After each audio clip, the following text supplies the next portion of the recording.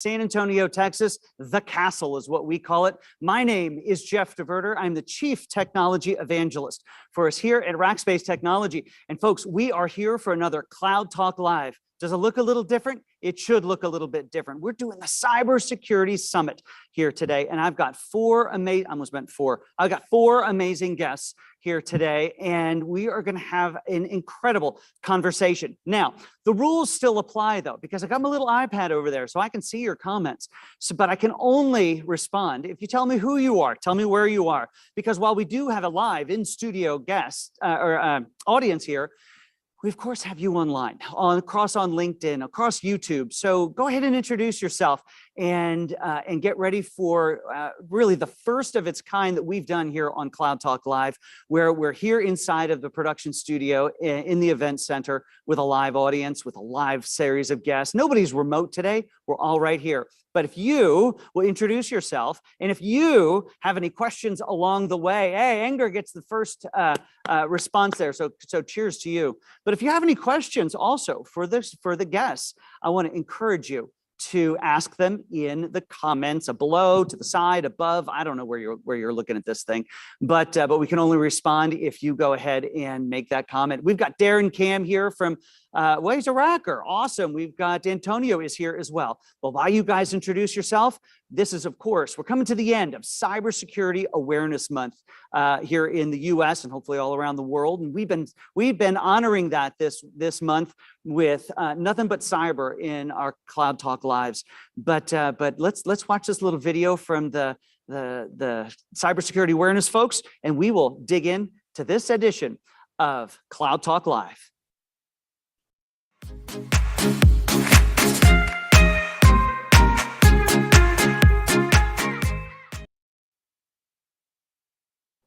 Can you see yourself in cyber? I will hope you can. That's really been the theme of Cybersecurity Awareness Month. Well, here all around the world. Look at all these people saying hello. We got New York here. We got a Castle Racker. Get on down here if you're not already down here. Bangalore is here. New Braunfels is here, just east of Bangalore. Netherlands is here. Dubai is here. A CTO out of Dubai. That is fantastic. I could just sit here and read people all day long. Germany is here as well. But you know who else is here is this incredible set of guests that I have today. And let's introduce them, shall we? And we're going to start with Karen O'Reilly Smith. Karen, thank you so much for being here. Oh, thanks, Jeff. Always enjoy these. Hey, what's your role? What do you do for us at Rackspace? I'm the Chief Security Officer here at Rackspace for the last 3.5 years. So that's an easy job. Oh, absolutely. Awesome. Thank you for being here. And our great partner, Cloudflare, sent Kenny Johnson over to hang out with us. Kenny, introduce yourself. Yeah, how you doing? Good to meet everybody. Thanks for having me. My name's Kenny Johnson. I'm a product manager at Cloudflare. My specific product is our Zero Trust Network Access solution, and really excited to talk about all our product sets. Zero Trust, that's sort of a thing now, isn't it? Yeah, kind of a little buzzwordy, a little overloaded term, but maybe you can unpack that for us a little bit later. Definitely. All right, Gary Alterson in the house. Hey there, everybody. Gary Alterson. Jeff, great to be here. I lead the security business here at Rackspace. So I build and manage the solutions for our customers' security requirements. That's awesome. And then last but not least, we got Janet Heins, who has joined us from a little media company the world may know. Yeah, hi, Janet Heins. I'm the Chief Information Security Officer at iHeartMedia. I've been there for about 2.5 years. Glad to be here. Thank you. I'm so glad that you're here from South Texas, from South Florida to South Texas. So glad that you've joined us today. Now let's talk about the format for our Cybersecurity Summit today. Now we've got 4 incredible folks, and they have, you may find this strange to believe, opinions on cybersecurity and on what's going on in the world. And so what we're going to do here today is give each of them a chance to share what's on their mind. Now, I encourage them to come unscripted. I gave them a few nuggets. I said, what's interesting to you in cyber? And so they've come to share on that. And once they're done, we've got lots of questions for them. I think our studio audience may have some questions. I hope you guys online may have some questions as well. Now, there's a lot of you. There's a lot that's feeding through here. So I know Daniel is helping to make sure that just the right things come up on the screen, but we'll make sure we get to as many of those of your questions as we can. But I can't get to them if you don't ask them. So at any rate, Karen, you CISO here at Rackspace. We've got just a few customers out in the world. I think our published number is about 120,000, and that's on a lot of different continents all around the world. And So when you think about it, well, the other interesting number is 7,000, and that's how many rackers are running around with devices we willy-nilly connect to the internet. So I guess that lends maybe a bit to why you don't sleep as much anymore. That's true. And our job is, CISOs, whether you're a CISO or a CISO, I mean, our job is to protect the people, assets, and data of a company. That's what we're responsible for, and that's what we do 24/7. Yeah. So it does definitely keep you hopping. Right. Well, as you look at the landscape out in the world of cyber and business and technology, what's on your mind? What do you see? Why don't you share with the world? We're seeing a lot more sophistication in even the phishing attacks that we're doing. The bad guys are definitely stepping one step ahead of us. I always say it's like playing chess with somebody. You're playing chess with a bad guy that you can't see. And I think they're getting more sophisticated. They know the attacks now. We're, being proactive. They're going on the defensive and vice versa. So we're seeing a lot more of those now. Even the phishing that we're doing out within Rackspace, we're getting better at it. I mean, I know, Jeff, a couple months ago, we even caught you. You caught me, yes. And I admit it, it was good. It was good. You're clever. And they have to be better because the adversaries are getting better. So we're seeing a lot of that. Of course, ransomware we saw really ramped up during the pandemic, and we're still seeing that. We get a lot of customers that may call us and say, look, I need some advice. How do I protect myself? What do I do if I do get a ransomware? Help me out through this. Give me the best practices. And so we're always telling them about good cyber hygiene. I mean, that really is where it's all at. Practice the hygiene. That really would be a lot proactive. Well, that goes a lot to the whole theme of this year's National Cybersecurity Awareness, and that is see yourself in cyber. It's not necessarily saying, hey, you want a job in cyber? Exactly. It's not. It's actually saying, like, you have the responsibility also of protecting not only your assets and your data, but the companies. So we're telling team members, reach out, ask us, whether you're looking to see how to protect assets, the data that you have on your PC or even in your home. I mean, we can offer a lot of advice, which we do to internal, employees and also customers about how they can protect their devices and what they do. Yeah. So what are some of the trends? You mentioned, let's go down ransomware. I mean, that's been such an issue. And you did an episode earlier in the month that's all about National Cybersecurity Awareness. I wonder how many times I say that today. Maybe it's a drinking game. Have a coffee wherever you are in the world. Is that there's no little league in cyber. I mean, it's all on all the time. So let's talk about strategies maybe that you employ. I mean, there's a lot that we've talked about in the past on the program, but how you mentioned some internal phishing. I'm a testimony to that. I can be caught, and but how do you go about that? Well, the other thing we do is we practice a lot of, we take the real life events that occur within the industry and within the environment. And we actually bring those into Rackspace, whether we're impacted or not impacted. If it's an incident that happens and we're not impacted, we go in and we take that event and we tweak it a little bit and say, okay, if this occurred, what would we do? So we'll do red team exercises. We'll do tabletop exercises. So that's one way for us to practice on real life events. I always say, don't let a good crisis go, to waste. So we'll use those and learn from them. Any event that we do have, we actually do lessons learned. It's a very important part of the exercise after you're done containing it.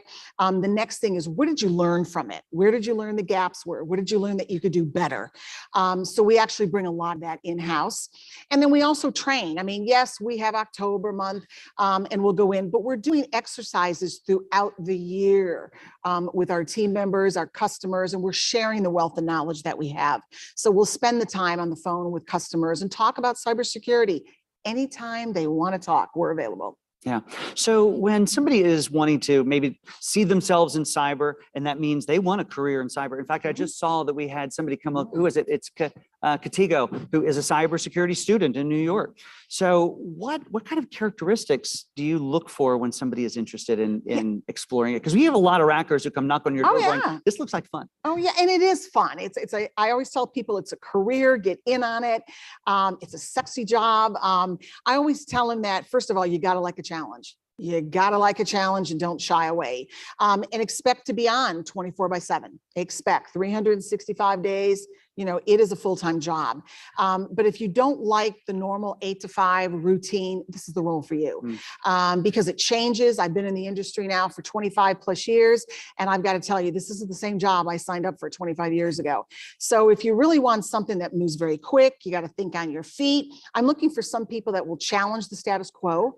I want someone who's passionate about what they do for a living. I want somebody that'll question. Right. They'll question the norms and say, hey, what about doing this? I'm looking for those blue sky. Right. You also told me one time that you look for people who are curious. Absolutely. You have to be able to unravel things. Yeah. If you like to solve a mystery, if you like a mystery novel, it's definitely someplace to be. Now they have to have some tech skills, correct? You're sitting in front of a computer chasing people who are using a computer. Absolutely. So are there some baseline things that we're looking for basic computer skills. We can teach that. It really is. We can teach it. I'm just looking for people that are, they're going to look at a monitor and they're not going to go, oh yeah, that's good. I want them to go, does that look right? Or wait a minute, I remember like a week ago, I saw something like that, and they're putting the puzzle pieces together. Right. That is what you're going to be doing. Yeah. Now, Janet, you're in a similar role to Karen. Is this ringing true to your experience? Definitely. Yeah. I was nodding my head over here at what she was saying for sure. Awareness for all the employees is huge. We also do a very regular campaign, and we do hook people with our fishes, try to make them as real life as possible. And that seems to really work. The stats show, right? Yeah. So that's great. And the open door policy also completely agree with, right? No questions, every question's valuable. We want to hear from you because we learn too, right? We learn other people's perspectives, right? And just that in general, as a rule, having other people's perspective is huge. As far as new hires and what you look for, the analytical mind, right? So that's Karen calls it curious, right? The analytical mind, really being able to dig in and not just taking an answer and going, oh, okay, I got my answer and walk away, but dig behind that answer because there's more. There's always more. Yeah. And, we talked, you ladies have mentioned phishing and mentioned that I got caught. And maybe I'll just tell that story because the phishing is very clever. So I started at Rackspace in 2008. I left in 2018 for a little while. But when I came back in January of 2020, I got this wonderful email and it said, hey, you're a returning racker, boomerang racker. We call ourselves rackers here at Rackspace. And I said, we're working on some new swag. You've got some history at Rackspace. We'd love your opinion. Click here to see and vote for what you think it should be. I was like, heck yeah, I'm voting. I want a cool shirt. Maybe I'll win something. And effectively I get the, you did a bad thing. Don't do it again. But I want to double down on what you guys have both mentioned around an open door policy. And, in the past, a lot of us have presented at different conferences and we do different things. We've led people and we say no question is too small. And, the dumb question is the one you don't ask. Well, in this scenario, the dumb question could be the one that sinks you. And so it's really important to ask the question, to raise your hand and go, do you really want me to vote on swag or are we just playing around here? Absolutely. Ask the questions. And, you talked about open door policy. It's a lot of how we all know each other too. The security team, it is a small community. Yeah. Janet and I, serve on a board together for other CISOs. And it's like, you get to know each other. And when in doubt, even for us, when in doubt, pick up the phone and call a peer, and ask them maybe how something's, working in their environment, or did they get hit with this particular event? What did they do? And they're more than willing to share what they did without giving away company secrets. But they definitely will help you through. We're here as a partner and as a team. Yeah. Now there's a question online I'd love for each of you to answer. And that is, do you have to have a certificate? Now let's change that. I think you sort of pointed out the fact you want people who are analytical, who are curious, who are intelligent. These are things that are harder to teach. You can teach the tools and stuff. But if somebody was going to come to you that had some certificates, what are those? What are those certifications you're looking for? Jen, well, the newer to the career, they're not going to. CISSP is the ultimate certificate, right? But you need to have a certain number of years experience. So that's sort of should be maybe a goal for folks in cyber. Right. I found just prepping for that exam myself personally, I learned a ton about IT, even though I'd been in IT for decades. Yeah. So it's just very, it's a great learning tool as well as in prepping. And for any certificate, it's a great way to learn. I think from when I look at certificates, I think of, and not naming them, but some of the, just for a new employee, I think it's someone new to the field. I think it's great to see that they've they've got the discipline, they've got, these are other characteristics that you learn about a person, right? When they can sit for a test and study for a test and get certified. So I look at it from that perspective and Yeah. not necessarily what the name of the certificate is. Do they have the discipline? Yeah. Very good. How about you? I'm not looking for particular certificates. I'm with Janet. If somebody has one or two, that's great. But even if you don't have any, don't let that hold you back. I think you'll see in most, CVs and most resumes, when you look at them, some of them will have one or two, some will be studying, but most jobs now will say preferred or preferable. It's not going to say mandatory. Yeah. Unless you're looking for a very seasoned person in the CISSP specifically. But I wouldn't let that hold anyone back. Okay. And I would encourage you, each of you are working in some form of a company. That company has security people. If you're remotely interested, raise your hand, say, can I come shadow for a little while and see what the life of a security genius is all about and what the challenges are there. Now, there was a question that's strewn by, maybe it was more of a comment. There's a lot of you here in it. I love it. So keep these coming. By the way, you guys in the audience get to ask questions too. So raise a hand or flail and we'll bring out the cube. But, and it was around certain buzzwords that exist inside of security. And one of those you may be familiar with is zero trust. Now, Kenny knows a little something about zero trust, but Kenny Johnson from over at Cloudflare. Now, first of all, let me brag on Cloudflare a little bit because they're a great Rackspace customer or a partner and customer because they're a great company and they're doing really incredible work. And it's important that I call that out because you really don't, whatever your situation is, you shouldn't go it alone. This mountain that we're climbing, this challenge that we have to face is more than any one individual or organization can handle. So partnership becomes key. So Kenny, first of all, brag about Cloudflare for just a second. What do you guys do? Anytime. Thanks for having us. Appreciate that. Yeah. Yeah, very, very excited to be here. And just kind of the quick background on Cloudflare is we started out as an application infrastructure and security business. We are a CDN, web application firewall, DDoS protection for your web-facing applications. What we had to do to build that business was build a global network where latency matters a lot with web properties, with customer-facing applications.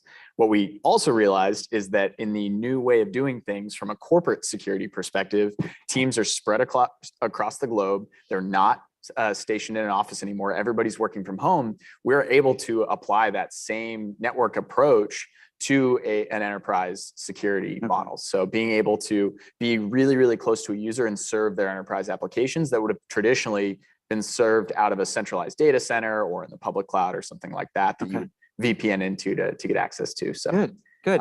So you got all these great tools for doing all the security stuff for all these companies out and about.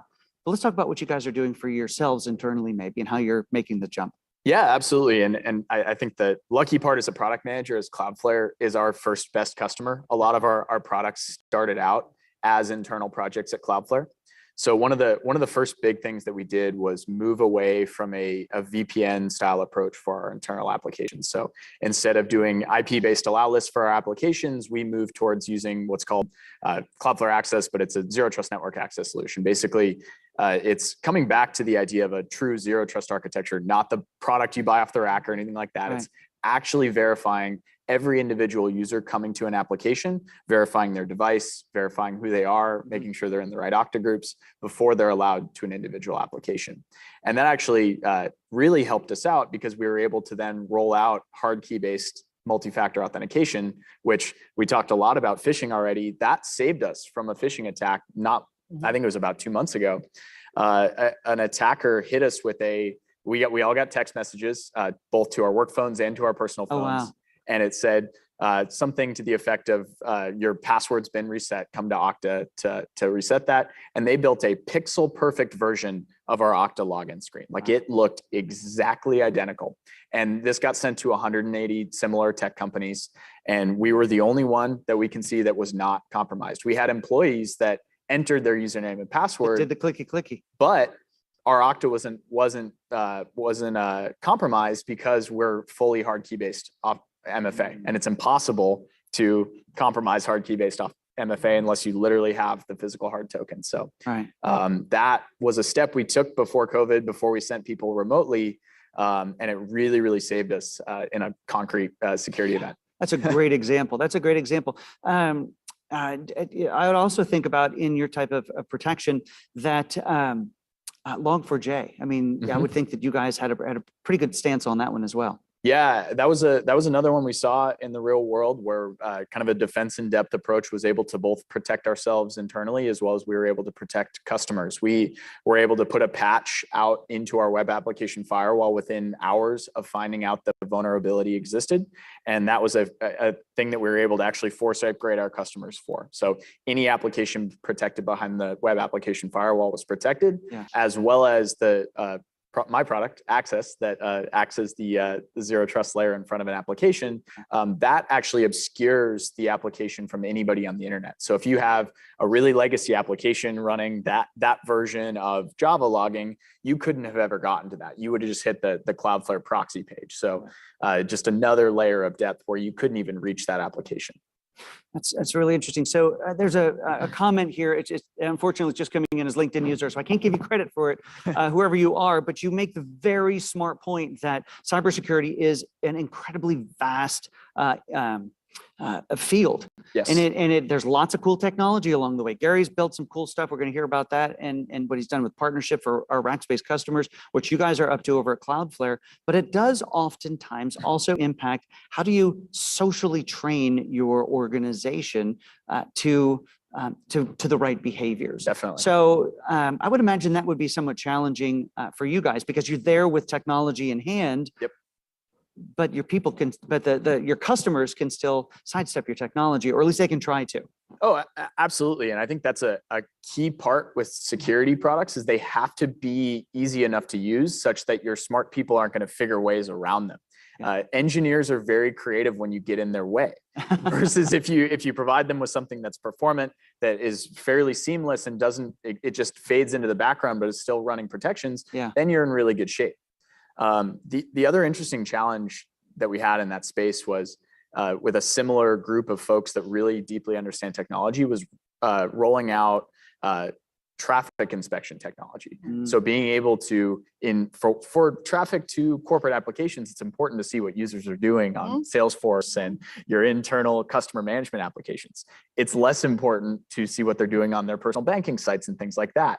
However, the implications are still there and the challenges are still there internally. You're rolling it out to a user's corporate machine nonetheless. So it's a really interesting conversation to navigate with your internal team and think about how to handle that personally identifiable information and logs associated with particular employees. Right, so it becomes a really interesting part of the layer of the cake when you think about it. There is no one trick pony. There is no one magic tool. There is no silver bullet.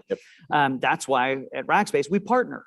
We can't solve it all. We partner. We wouldn't want to solve it all. We partner. And Cloudflare is a great example of that. We have many others. AppDynamics comes to mind from a full stack observability point of view.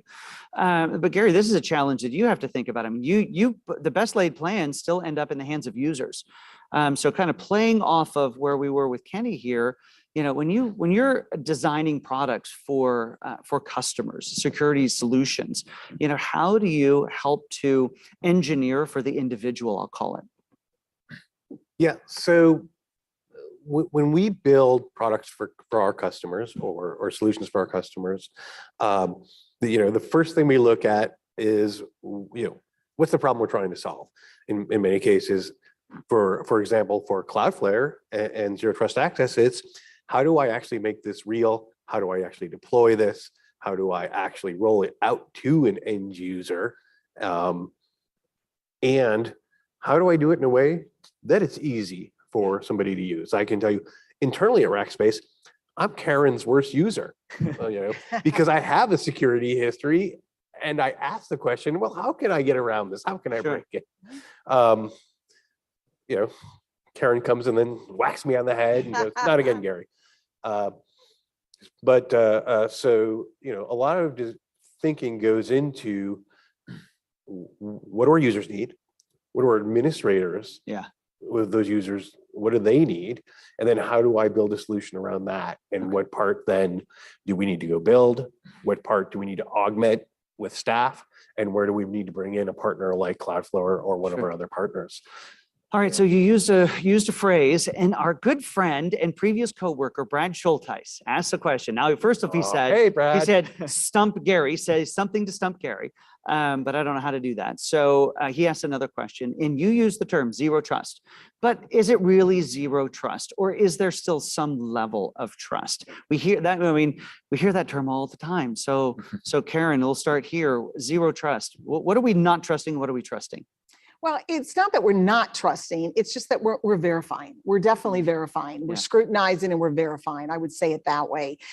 We're putting in those layers of security to basically challenge, who's ever coming in. That's really what we're doing. Okay. We're putting in more locks along the way, and we're definitely, making sure that people have the access and only that access they need. And then we're still verifying that it's the person that's using that access responsibly. Yeah. Gary. Yeah, I mean, it's a little bit of an overblown, overused term, right? There's still an infrastructure that things run on. There's identity and access management infrastructure that has to become that sort of root of trust. Yeah. There's technology, whether it's Cloudflare or somebody else underneath it. So there is some trust, but the concept of zero trust is really about how do I determine the trustworthiness of those things that want to communicate with me, Right. And then communicating in a way that's secure. So from a user access standpoint, that's who's behind the screen. Are they trustworthy? Are they who they say they are? The authentication and authorization, and you do need to have an identity and access management infrastructure behind that. And the machine itself. Do I trust that machine? Is it trustworthy? So, what's its security profile? What's its security posture? Is it well protected? Or is it potentially breached? And then, okay, now how do I communicate securely with that thing? And then periodically revalidate. Is it trustworthy? Is that still the same person? That's the concept, the architectural concept behind zero trust. Okay, perfect. How does Cloudflare fit in this space? Yeah, absolutely. So I think Just a little bit. I think, yeah, just fits a little bit. I think that the big thing there is it is really about kind of shifting to where you're verifying. It's moving away from verifying at a corporate network level. I think a lot of these tools were built around the assumption that we're all in an office, or we're simulating that we're in an office using a VPN, and moving that level of authorization and authentication closer to the user, Yeah. closer to the device, or even the automated service. That's a big piece we're seeing a lot more, as things like APIs and OAuth tokens out there that exist that can talk to your applications. Mhm. That's a big area that we're seeing a lot of folks start to focus on and think about how to authenticate. So Janet, there was a comment that was made. You can't see it; they're scrolling by so wonderfully quickly. And I can't see the name, unfortunately. But she points out that. But under the hood, doing testing and implementing protocols and processes is a continuous effort. Trust and verify with the least privilege model. So I think that's a good strategy. But let's talk about it maybe for a second, from your point of view over at iHeart. Is that a good strategy? How are you guys implementing the whole zero trust aspect? Well, I can't talk about that. I'd love to, but That's I'll right. talk There's only about- so many things you can say. yeah, so I can't. I invite a right, bunch of security right. people to tell me what they're doing, and they can't tell me. But I can tell you, as a security professional, and I'm sure as others that are out there that are security professionals will see, lack of visibility, right? Yeah. So having visibility alongside with trying to narrow down who you're trusting, because I personally think zero trust is an existing company is almost impossible to achieve, if not impossible, right? Because you've got legacy this or processes that have to happen this way. And so if I was to build a company from the start, I think we could build a zero trust security model, much more simply and easily than you can when you're dealing with, existing stuff, right? That's been around for decades. And so visibility is huge, right? And there's visibility you need visibility in what you're standing up in the cloud, what your development team standing up in the cloud, because it's so easy and fast, which just makes it great. Just like we used to have everything open, right? We'll just have everything open because that way everything can talk to everything, and when we don't have any We problems. trust our employees. Why wouldn't we? Yeah, because it's all open, and now we're closing all that down, right? Yeah. So teaching people who do have impact on not just the regular employee who clicks on a link, but actually have are standing up things in the cloud, right? And developing code and getting more visibility of what they're doing, but also giving them the tools that they mean, I don't mean just technical tools, right? I mean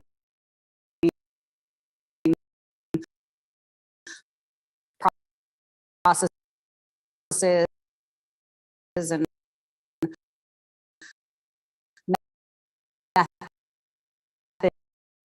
methods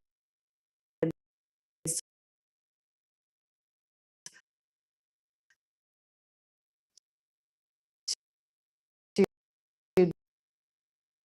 develop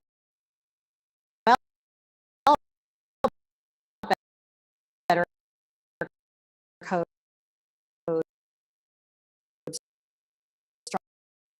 stronger code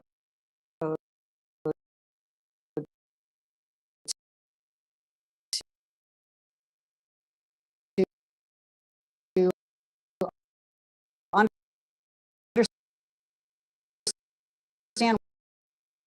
what they're doing when they're standing things up in the cloud. And what they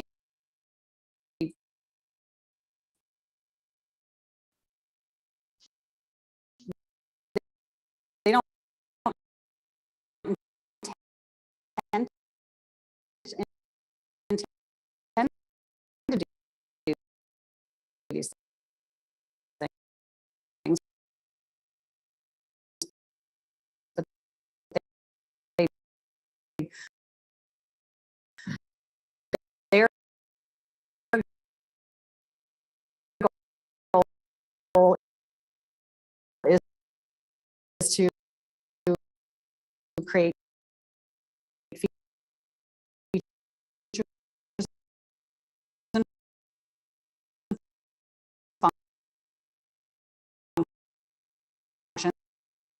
functions Yeah. that serve our customers, right? For example, um, and they're not that's not they don't think that day to day. They don't wake up in the morning and go, oh, I'm going to protect our data. That's what I can't wait to do when I get to work today. Right. Well, and the ability to protect the data or protect any of those aspects gets harder and harder simply because the amount of data, the amount of system, it's gargantuan. There's no way any group of individuals could make their way through how you guys are helping. But there's so many other areas to protecting the data. You can't, and let's go to your point that you made, Jen, about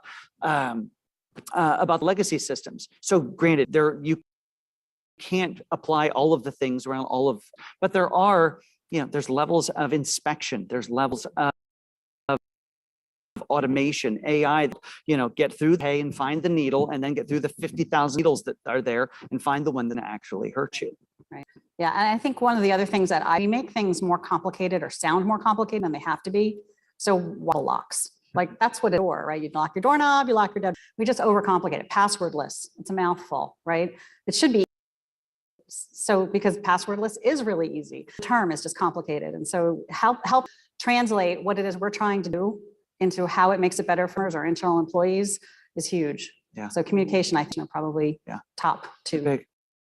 For a second. So as you are, we're helping the product team create security solutions for our customers to be able to consume, to help protect them. So when you're thinking about that, Yeah, I think it's really what our customers are looking for. Things that our customers continually ask is that visibility. Help me understand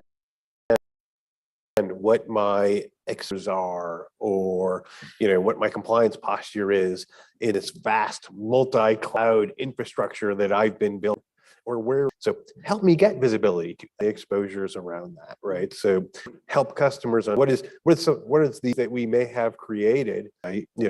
Most of the are self-inflicted misconfigured, and help me close in the same way that it helped me discover what that is and understand it. That's one. Okay. And with help me is as my infrastructure by develop me figure out that's process part, and then also getting some value job and wrap that about, which was, and then fourth, getting help me understand and when I've had a potential onto, and then help me don't have the security X by heart or a lot. I help solve those problems. That you pointed out, Gary, that not and the cloud, but at the end of the iHeart are the same. Bob's Wingtip Shoes as a website.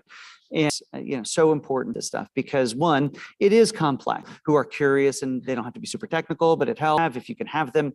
But at the end of the day, when we think about it, this stuff is, even if somebody was cyber, and that is a hard thing. So Gary, as you're looking at the leaves of the future, what are the things that you're thinking, companies either need to be paying attention to or that keep you up at night? What's coming down the road? What's coming down the road? Oh gosh. Bring out your crystal ball. Now 5 years from now, Brad's going to call me and be like, "You were wrong." But I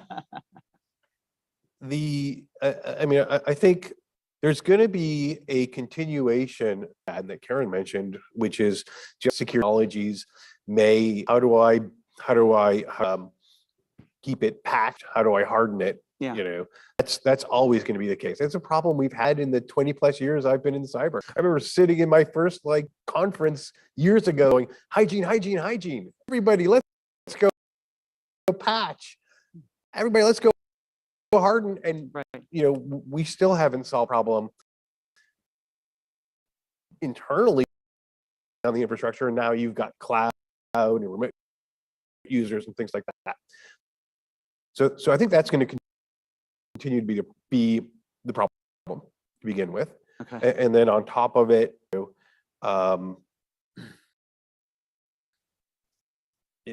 continuing capabilities will continue to evolve around AI and analytics, which there'll be a positive side to that, but also a negative side, I think, coming down the line that maybe not the advent of quantum computing and what it means across the globe from a cryptography perspective. Yeah, the countdown to cryptography. Yep. The algorithms most of us use today are not built to be safe from quantum computing. No. And there will be a point in the future when quantum computing can make it really easy and fast and inexpensive to break current day's encryption capabilities. You're seeing NIST start to look at, and I think published a draft of the quantum safe encryption standard. Yeah. That conversion is going to be a huge undertaking for folks in the next 10, 15 years. That is something to pay attention to. The problem isn't tomorrow, but it is pretty soon. So Janet, you've been part of the conversation and listening to all the things, whether it's a solution from Cloudflare, or how we're designing things at Rackspace, what Karen is solving for and helping keeping 7,000 employees safe. What's going on in cyber in your world? First of all, is Gary getting it right for designing things for customers? And then how are you approaching just cybersecurity in general over at iHeart with the things you can share? Yep, sure. We'll keep it general. Right. I think into with the naming, right? Like even what we call things, right? But how they actually function. Day-to-day jobs is super important, right? To make sure that it just blends in. So I think just, what might be coming hopefully in the next 5 years, just to kind of latch onto that question a little bit first, is actually designing security in, right? Like, we've been, those of us in the business right now, we live in aftermarket world, right? We're slapping this on and we're fixing that and Right. making this, more complicated maybe than it needs to be because it wasn't designed that way in the first place, right? So I'm hoping that designing security in is what we're going to be looking at, and hopefully AI and all that will help. But also, if I could put on my total crystal ball, like self-healing, like the world of having to go back. Scaling, who knows if they're patching, who knows Right. if they're, who knows if they know what they have. Yeah, and I think to get to your original question, I think the one of the things that I would say is just happening in probably a lot of your customers right now is the economy is kind of tough right now, right? Yeah. So we got to really think about what we're going to invest in and where we're going to invest. And one of the things that my team and myself have to do on a pretty regular basis, and I think this holds true probably across companies, is creating the right business case for what it is you want to implement, buy, build, processes you want to, put in place. Right. Right. We're doing concerts and podcasts and streaming and of Right. course all our broadcast radio, but that's not the primary business for us. Doesn't make us, security doesn't make us money, right? Right. And so to be able to really have the conversation around outside of security to say why we want to make these investments that matter the bottom line, really. And that's a skill. I think, we talked about skills that level people need. I think that's a skill that as you progress in your security profession, you need to have that skill. You need to be able to talk about why it matters to the CEO, to the CFO, to the head of marketing, HR, whatever, right? Or even the developers. Like, you really learn who's your audience and how I'm going to present this so that I get the investment that I need to. Doesn't make you money. I mean, it's so true. And so many, that's 99.9% of the companies in the world, probably more nine should be there. And, while it doesn't necessarily apply to Gary, but that comment does apply to you because you have to go have a conversation with all sorts of stakeholders about why you need budget and maybe they don't get it. It's true. You got to explain it. What's in it for them. You got to explain the benefit to the assets and the data of the company. And you want to be able to explain it in terms of, brand damage. You want to explain it in customer damage. You want to explain the impacts and the probability of it occurring. Because you're right. We don't make money for in the scenes. You're going to the executive for them. Yeah. And it's all about the problem your business case should really enforce. Yeah. Think about Janet's comment about, security should be implemented. It should be designed in. I think that you guys kind of play in both spots because you're helping keep people safe themselves. Yep. But your tools and technology fit into an overall design for how a company can operate, since not everybody's locked into a single office that has a good, corporate firewall and you can hide there and be safe. Yep. Yeah, I think there's two things there. One is being able to bake security into your development process and your engineering process. I think engineers are eager to bake security into their tools as long as you give them the ability to and make that easy. So thinking about how do you do things where you're using infrastructure as code style tools like Terraform or Ansible or something like that, where an engineer is actually able to just layer that on top of the application they're deploying and have that go through the same set of reviews and tests and things like that. I think the other piece is taking advantage of protocols above and below the applications that are deployed. So thinking about what can you do in terms of a firewall that overlays down firewall, what things are you crossing and things like that. You can do that with hands effectively and either control it at a level above or below what's being deployed. Got it. That's great. So let's come back to Janet, and let's talk about some of the strategies maybe around that. How do you go to marketing and say, this is why you should care? How do you go to the concert people and say, you know, that Wi-Fi you want to put up so everybody can post their Instagrams of the concert? Let's talk a little bit about that. Yeah. I mean, I think you have, I look at it as like you have to have the vantage point, right? You need to be able to sit in their shoes and understand what it is they're trying to accomplish, Yeah. and then help them accomplish that, as opposed to, I think security, as we know, has always been like the department that says no, or that stops your project, or, Yeah. and we don't want to do that. We want to get involved early. We want to understand what it is you're trying to accomplish and then help you accomplish it. And when you make those relationships, build those partnerships with the different, departments within the company, they get it. It's not like, we have smart people. They get it, right? They understand. And just really helping them, or they're going to put out a marketing campaign, and just making sure that they understand what their options are, because there's options, right? I mean, you can take risk, you can, lots of things you can do. So really, like I said, I think it's coming from their perspective, learn their language, and talking to them in their own language, because we all have our own languages and our own functional areas of the company, right? Our own acronyms, our own shortcuts, and just really helping to bridge the gap. Well, you make a great point. Security, and I joke about this a fair amount, and that is that security is the group that they're there with the rubber stamp that says no, because your job is, and in the past it's been kind of true, because your job is there to keep us safe, and safe from ourselves in a lot of cases, but keep the company safe so that the company doesn't go bye-bye.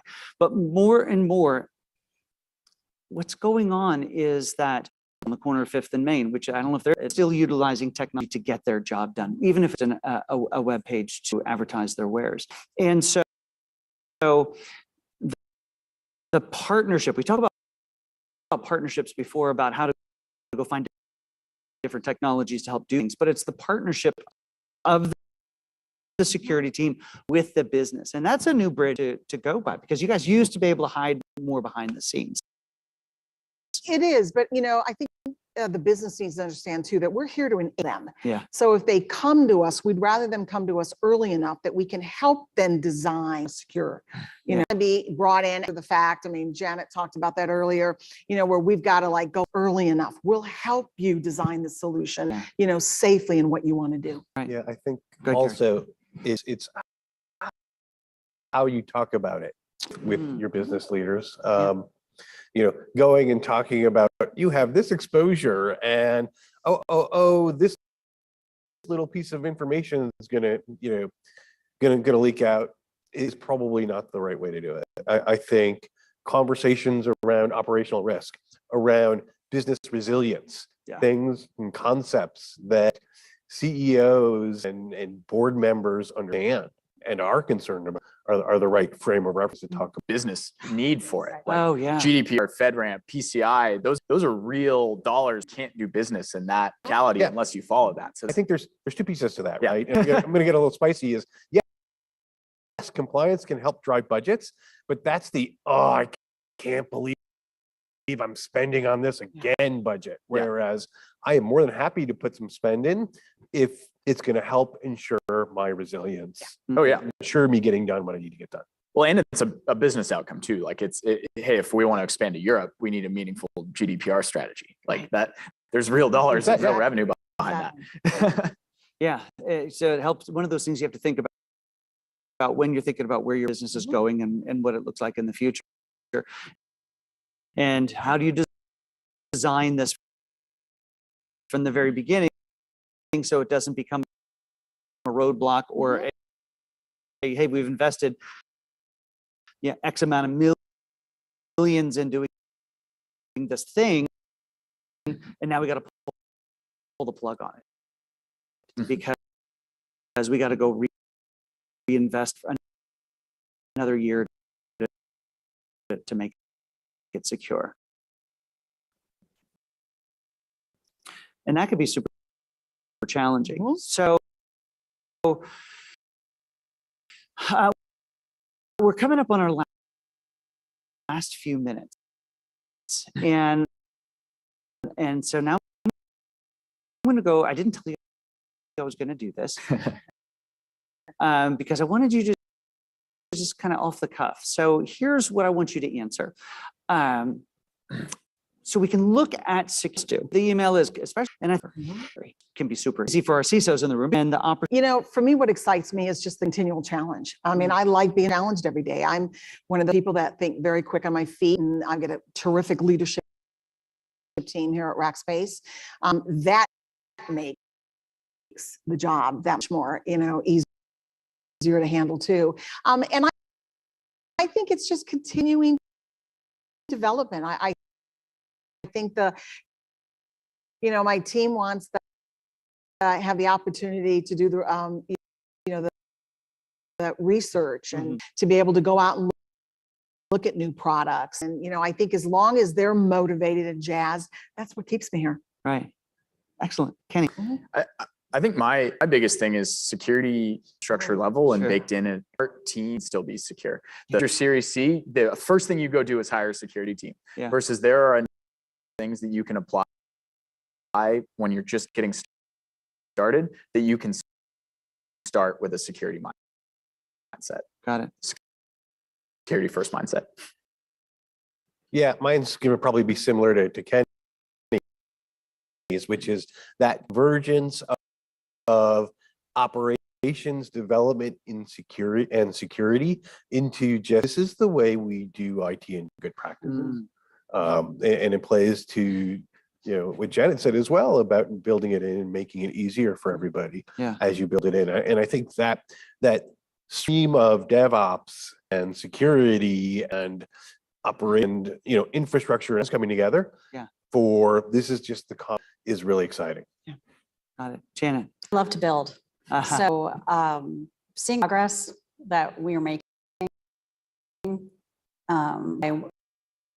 whether it's just making another partnership with a different business function or getting a tool implemented that's great for the developers to use, or just behind the scenes does this great thing for us from a security perspective, right? I just that really jazzes me up, is seeing that progress.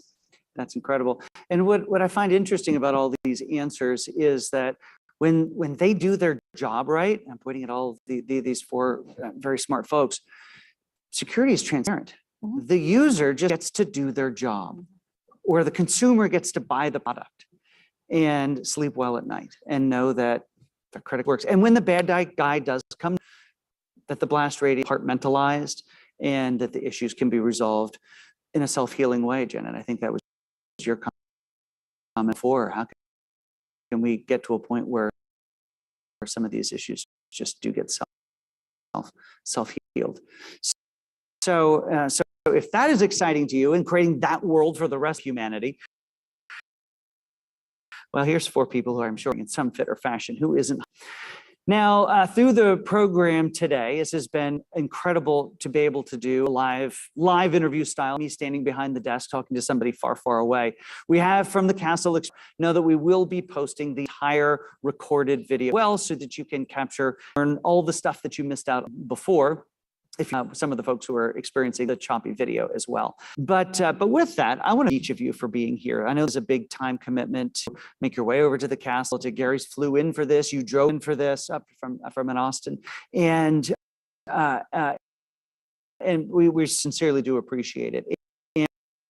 And it's the work they're doing that's keeping us inside of Rackspace safe, iHeart safe, a whole lot of people safe, and from both of you as well. If you aren't familiar with Cloudflare, go check them out because they can help keep you guys safe from yourself in some cases. So any last comments, anyone that you'd love to share with the world? We have just a minute. Look at that, it's open mic night here at Thank you for Rackspace. having us. Appreciate it. Good to be here.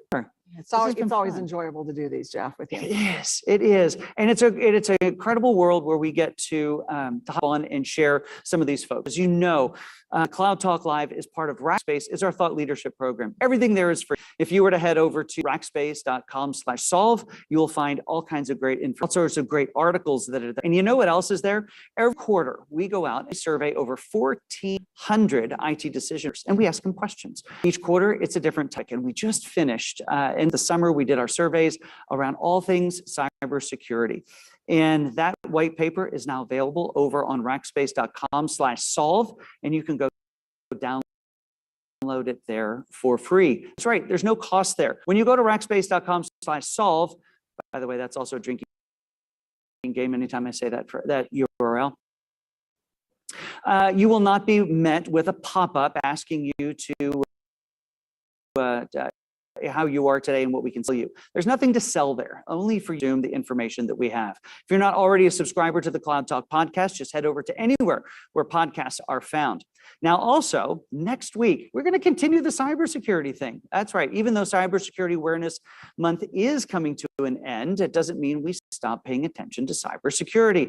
Nikki Robinson is going to be on. She's an incredible IT professional. As you know, every Monday, the first Tuesday of every month, not every Monday, every Tuesday, first Tuesday of every month is Women in Tech Tuesday. Nikki is going to be on. I got to know her just by watching LinkedIn, and she's got a PhD and she's a smart lady. And I'd love for you to AM next Tuesday here on LinkedIn or YouTube. Just find us on LinkedIn. It's easier to find us here.